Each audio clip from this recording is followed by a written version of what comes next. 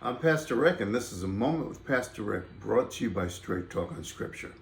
And what I want to talk about today is this. I get fascinated by videos on YouTube that show people like they were in their prime and now how they look today. You know, movie stars like Brigitte Bardot, Sophia Loren, movie stars that were beautiful in their day, and today they look like, let's face it, they look like old ladies.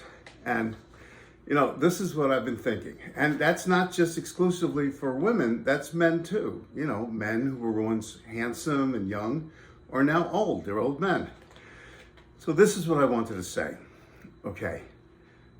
All of us in society where youth is, you know, just raised to a level of almost worship.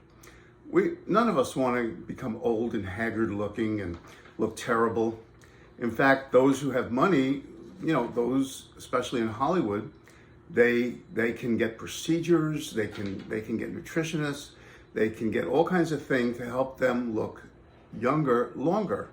But the truth is, no matter how much money you spend on things to prolong your youth, eventually age is going to catch up with you. Nobody can escape age forever. Eventually, we all end up looking, if we live long enough, old. That's just a fact of life. What Jesus said is human life is like grass. It's here today and it withers tomorrow.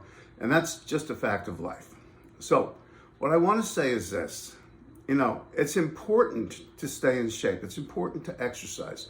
It's important to be healthy because this is the only body we have. And we want to treat it good. We want to keep it in good shape. But what God says about that is this. I'm going to read from 1 Timothy 4, verse 8.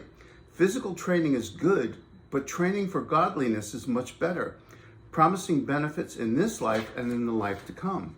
So the end of the matter is this. Yes, take care of your body, you know, eat right, exercise, but realize this, in the end, you're going to age and everybody ends up in the same place, you know, and that's just the truth.